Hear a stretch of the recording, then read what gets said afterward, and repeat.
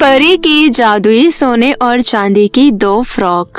बहुत समय पहले की बात है। किसी गांव में पूजा और राधिका अपनी सौतेली माँ मीना के साथ रहती थी। पूजा और राधिका की माँ की मृत्यु बचपन में ही हो गई थी और उनके पिताजी शहर की एक कंपनी में काम करते थे।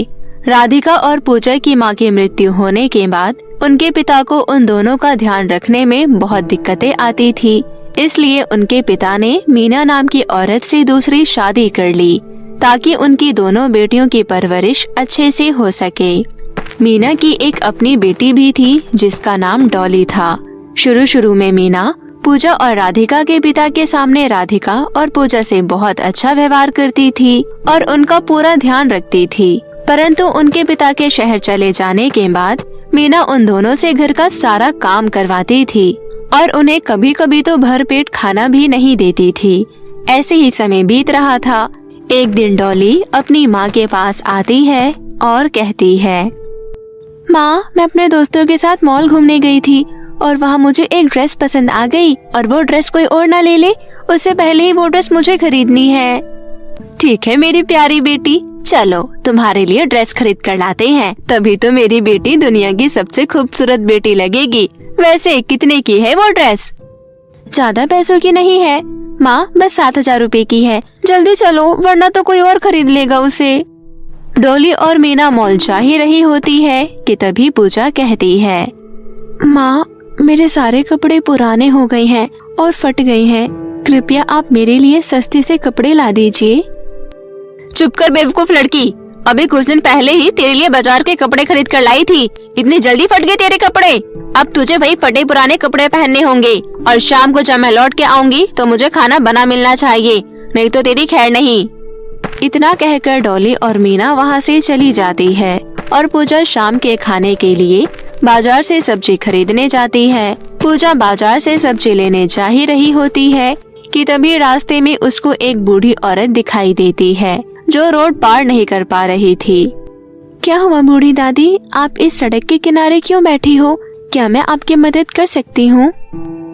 बेटी, मैं अंधी हूँ और मैं घर का रास्ता भूल गई हूँ। कृपया करके तुम मुझे ये सड़क पार करवा दो। इतना सुनकर पूजा उस बूढ़ी औरत को सड़क पार करवाती है। फिर जब पूजा वहाँ से जाने लगती है तभी वो बूढ़ी दादी एक परी में बदल जाती है और बूढ़ी दादी पूजा को आवाज लगाकर कहती है, रुको पूजा, आप कौन है? यहाँ पर तो एक बूढ़ी दादी थी ना, अचानक से वो इतनी जल्दी कहाँ चली गई? पूजा, मैं ही वो बूढ़ी दादी थी। मैं परीलोक में अपनी बाकी परी सहेलियों के साथ रहती हूँ। मेरी सारी सहेलियाँ कहती है कि पृथ्वीलोक के लोग बहुत ज्यादा स्वार्थी होते हैं। वो कभी भी किसी की मदद नहीं करते, परंतु मुझे लगता था कि जरूर पृथ्वीलोक पर कोई अच्छा इंसान होगा, इसलिए मैं पृथ्वीलोक पर घूमने आई थी। क्या आप एक परी हैं और आप परीलोक में रहती हैं और आप यहाँ घूमने आई हो? मुझे यकीन ही नहीं हो रहा। पूजा, मैं यहाँ पर बहुत देर से बूढ़ी दादी के रूप में बैठी थी, पर किसी ने भी मेरी मदद नहीं की। मुझे तो लग रहा था कि पृथ्वीलोक पर सच में कोई भला इंसान नहीं है, लेकिन इतने में ही तुम आ गई और तुमने मेरी मदद की, इसलिए मैं तुम्हें कुछ देना चाहती हूँ। इतना कहकर परी अपनी जादुई छड़ी घुमाती है और उनके सामने एक सोने की फ्रॉक प्रकट हो जाती है। ये फ्रॉक तुम्हारी बुरे समय में मदद करेगी। परी जी, अगर आप बुरा न मानो तो मैं एक बात बोलूं? हाँ जरूर बेटी। मेरे घर में मेरी एक छोटी बहन है, क्या आप उसके लिए भी एक फ्रॉक दे सकती हो? उसके कपड़े बहुत पुराने हैं और फट गए हैं। हाँ जरूर बेटी। इतना कहकर परी ने फिर से अपनी जादुई छड़ी घुमाई और वहाँ पर एक चांदी की फ्रॉक प्रकट कर दी। ये लो, ये सोने की फ्रॉक तुम्हें तुम्हारे मुंह मांगे पैसे देगी और वहीं ये दूसरा चांदी की फ्रॉक तुम्हारी सब इच्छाएं पूरी करेगी और तुम्हें कोई भी कष्ट नहीं होने देगी। पूजा परी का शुक्रिया अदा कर वो दोनों फ्रॉक लेकर घर आ जाती है और घर आकर राधिका को सारी बात बताती है। दीदी, अब तो हमारे पास 2 जादुई फ्रॉक है, क्यों ना अब हम ये घर छोड़ दे? अब तो हम इन फ्रॉक से कुछ भी मांग सकते हैं। हाँ, वैसे तुम ठीक कह रही हो। माँ के आने से पहले हम दोनों इस घर से चले जाते हैं।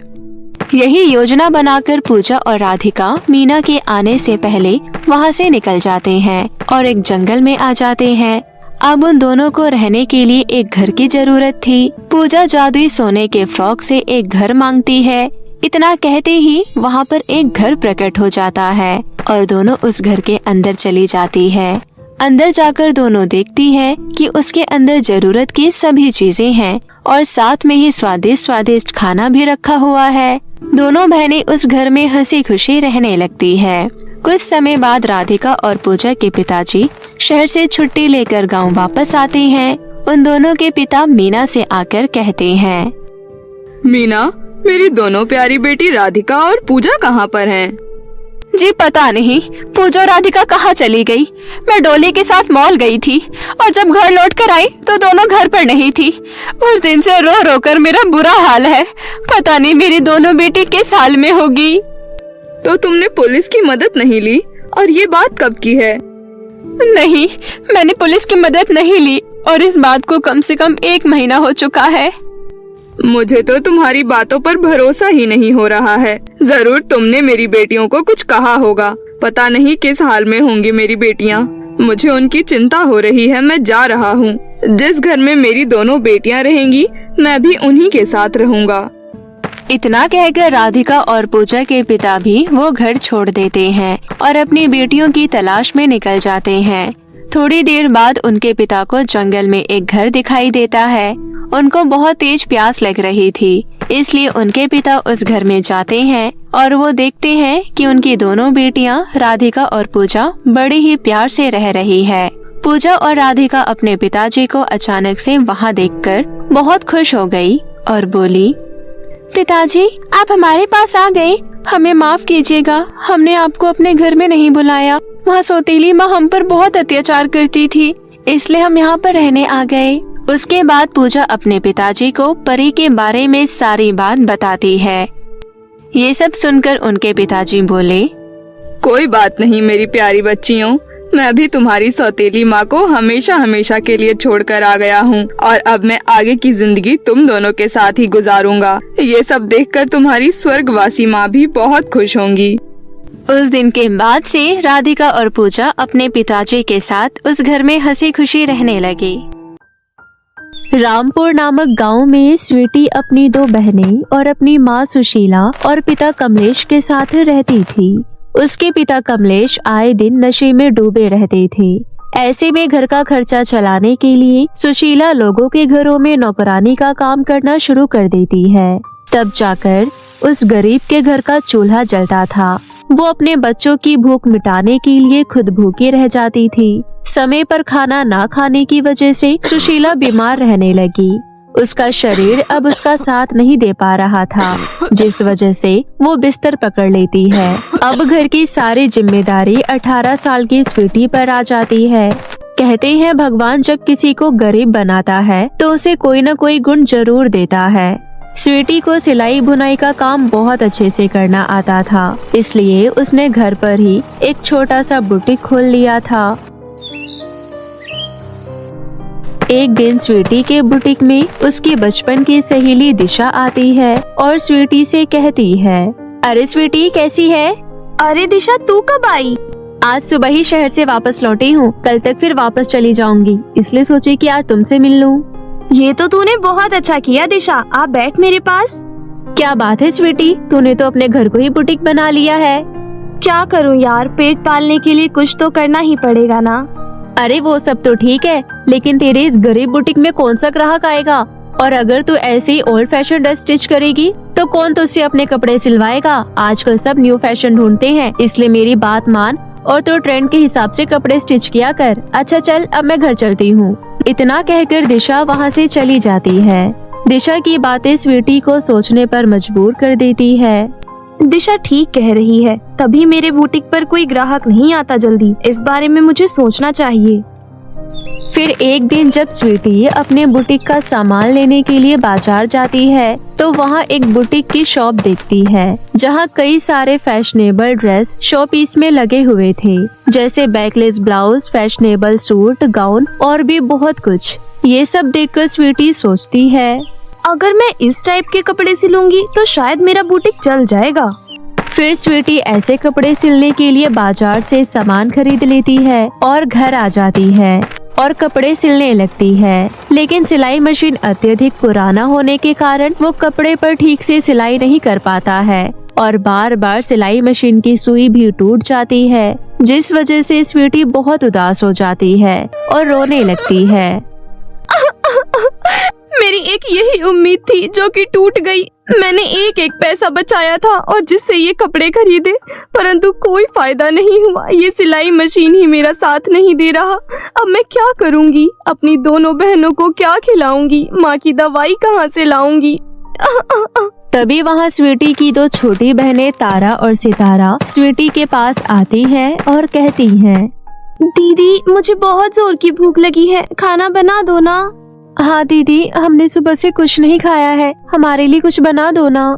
ठीक है, मैं देखती हूँ कुछ। स्वीटी किचन में जाती है और आटे का डब्बा खोलती है, जिसके अंदर थोड़ा सा आटा बचा हुआ होता है। स्वीटी जल्दी से उन आटे को सान कर अपनी दोनों बहनों के लिए रोटी बना देती है और अपनी दोनों बहनों को खाने के लिए दे देती है। ये लो तारा और सितारा, रोटी खा लो। क्या दीदी, ये भी कोई खाना है क्या? सिर्फ सादी रोटी? इसके साथ कोई तो सब्जी होनी चाहिए थी ना। मेरी बहनों, मेरे पास सब्जी खरीदने के लिए पैसे नहीं बचे थे, बस आज के लिए ये खा लो। मैं कल से तुम्हारे लिए सब्जी भी बनाया करूँगी। स्वीटी की दोनों बहनें वो सूखी रोटी खाकर सो जाती हैं। उनमें से स्वीटी एक रोटी अपनी माँ को भी खिलाती है और खुद भूखी रह जाती है। सबको खाना खिलाने के बाद स्वीटी सिलाई मशीन पर उम्मीद लगाए बैठ जाती है और कपड़े फिर से सिलने लगती है, परंतु सिलाई मशीन स्वीटी का बिल्कुल साथ नहीं दे रहा था। हे भगवान, अब मैं क्या करूं? स्वीटी बहुत ही परेशान हो जाती है। तभी रात के 12 बजे स्वीटी के पिता कमलेश नशे में धुत घर आता है। उसके मुंह से बहुत ही ज्यादा शराब की गंदी बदबू आ रही थी। वो नशे में चूर अपनी बेटी से कहता है, ए बेटी, जल्दी से आज की सिलाई के पैसे दे मुझे। मैं बोल रहा हूँ ना, जल्दी से पैसे दे, निकाल पैसे। पिताजी, आपको शर्म नहीं आती? आप इस तरह से नशे में चूर होकर मेरे से पैसे मांग रहे हो। अगर मेरे पास 1 रुपया भी होता तब भी मैं आपको नहीं देती। क्या बोली? तू मुझे पैसे नहीं देगी? रुक जा तू, मैं बताता हूँ तुझे। पैसे नहीं देगी बोलती है। इतना कहकर कमलेश नशे में स्वीटी की सिलाई मशीन उठाता है और तोड़ देता है और उसके बुटीक को तहस नहस कर देता है और वहाँ से चला जाता है। स्वीटी बहुत रोती है। इन शोर शराबों से सब उठ जाते हैं। स्वीटी की माँ सुशीला स्वीटी को अपने पास बुलाती है और कहती है, मत रो बेटी, चुप हो जा। ये सब देखने से पहले ऊपर वाला मुझे उठा लेता। कैसी जिंदगी दी है भगवान ने, उनको जरा भी हम पर रहम नहीं आता। ये सब देखने से पहले मैं मर क्यों नहीं गई? ऐसा क्यों कहती हो माँ? आप तो मेरी हिम्मत हो। पर आप चिंता मत करो, मैं आपकी बेटी हूँ, मैं हार नहीं मानूंगी। अब तो मेरी सिलाई मशीन रही नहीं, वैसे भी मेरा बुटीक ज्यादा नहीं चलता था, इसलिए अब मैं कल कोई नौकरी ढूंढने जाऊंगी। घर पर तारा और सितारा आपका ध्यान रखेंगी। अब आप सो जाओ माँ। फिर अगली सुबह होते ही स्वीटी सुबह सवेरे घर से काम की तलाश में निकल जाती है। तभी उसे रास्ते में एक बूढ़े आदमी बेहोश पड़े मिलते हैं। अरे ये क्या? इन बाबा की हालत तो बिल्कुल भी ठीक नहीं है। स्वीटी उन बूढ़े बाबा के मुंह पर पानी की छींटे मारती है और उन्हें होश में लाती है और उन बाबा को पानी पिलाती है। बाबा, आप ठीक तो है ना? हाँ बेटी, तुम्हारी मदद से मैं बिल्कुल ठीक हूँ। इतना बोलकर बाबा एक सुंदर सी परी में बदल जाते हैं। ये देखकर स्वीटी एक पल के लिए घबरा जाती है। घबराओ मत स्वीटी, मैं तो बस तुम्हें परख रही थी। तुम्हें पता है ना कि परियां सबकी मदद करती हैं, तो मैं तुम्हारी भी मदद करूंगी। बताओ तुम्हें मुझसे क्या मदद चाहिए? परी की बात सुनकर स्वीटी रोते हुए परी को सारी बात बताती है और ये भी बताती है कि वो आज काम की तलाश में निकली थी। स्वीटी की बात सुनकर परी कहती है, वाकई में तुम्हारे जीवन में तो बहुत दुख है, पर मुझे तुम्हारी हिम्मत की सराहना करनी पड़ेगी। इतनी मुश्किल हालातों में भी तुमने हिम्मत नहीं हारी, इसलिए मैं तुम्हें कुछ देती हूँ। फिर परी अपनी जादुई छड़ी घुमाती है और स्वीटी के हाथों में एक चमचमाती सी जादुई सिलाई मशीन आ जाती है। स्वीटी, ये एक जादुई सिलाई मशीन है। इसे तुम अपने घर ले जाओ, फिर देखना इसका कमाल। इससे तुम्हारे घर की काया पलट ही हो जाएगी।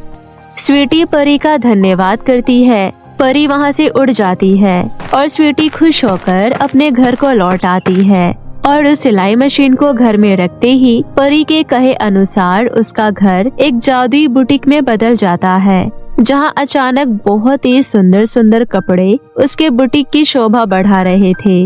अरे वाह, उस परी की कही हुई बातें तो सच हो गईं। मेरा बुटीक तो जादुई बुटीक में बदल गया। मुझे लगता है कि ये सिलाई मशीन से मैं जो कहूँगी, ये सिलाई मशीन मेरे कहने पर ही कपड़े खुद सिल देगा। एक बार इसे जांच कर देखती हूँ। हे जादुई सिलाई मशीन, मैं चाहती हूँ कि मेरी बुटीक में बहुत सारे फैशनेबल लहंगे हो। स्वीटी के इतना कहते ही सिलाई मशीन चलने लगता है और अपने आप ही उस सिलाई मशीन से बहुत ही सुंदर सुंदर लहंगे सिलने लगते हैं। बहुत सारे लहंगे सिलकर अपने आप ही हैंगर पर टंग जाते हैं।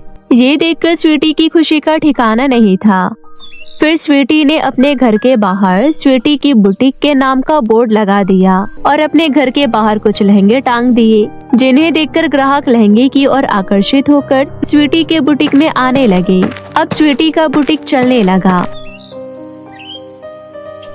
फिर एक दिन स्वीटी के बुटीक में 2 मॉडर्न लड़कियां आती है और कहती है, वाओ, तुम्हारे बुटीक में कितने सारे ट्रेंडिंग आउटफिट्स हैं। ये मेरी सहेली कीर्ति है, कुछ दिन में इसकी शादी होने वाली है। इसको बहुत ही सुंदर लहंगा चाहिए और मुझे शरारा। अपने ड्रेस हम तुम्हारे बुटीक से सिलाई कराना चाहते हैं। शरारा सुनकर स्वीटी सोचती है, अरे मैंने तो कभी शरारा सिला ही नहीं, पर कोई बात नहीं, मेरे पास तो जादुई सिलाई मशीन है ना, उससे काम हो जाएगा। हाँ ठीक है, आप दोनों के कपड़े समय पर आप लोगों को तैयार मिलेंगे। ठीक है, ये लो कुछ एडवांस पैसे। इतना कहकर दोनों लड़कियां चली जाती हैं। दोनों लड़कियों के जाने के बाद स्वीटी अपने सिलाई मशीन से कहती है, हे मेरे जादुई सिलाई मशीन, मेरा ये बुटीक तुम्हारे बदौलत है। मुझे बहुत ही सुंदर सा लहंगा और एक शरारा चाहिए। तभी जादुई सिलाई मशीन सुंदर सा लहंगा और शरारा सिलकर तैयार कर देता है। फिर कुछ दिनों बाद दोनों लड़कियां उसके बुटीक पर आती है और अपना लहंगा और शरारा देखकर बहुत खुश हो जाती है। Oh my God sweetie, you are very talented. कितना प्यारा शरारा और लहंगा सिला है तुमने। हाँ sweetie, I love this lehenga. तुम्हारे हाथों में तो जादू है। अब से हमारी फैमिली में जो भी फंक्शन हो, उसमें हम तुमसे ही ड्रेस सिलवाया करेंगे। अब स्वीटी का बुटीक बहुत ही ज्यादा फेमस हो जाता है। दूर दूर से लोग उसके बुटीक में कपड़े सिलवाने आने लगते हैं। अब स्वीटी बहुत ही अच्छे खासे पैसे कमाने लगी। उन पैसों से स्वीटी ने अपनी माँ का एक बहुत ही अच्छे हॉस्पिटल में इलाज करवाया और अपने पिता को 3 महीने के लिए नशा मुक्ति केंद्र में डलवा दिया और अपनी दोनों बहनों का बहुत ही अच्छे स्कूल में एडमिशन करवाया।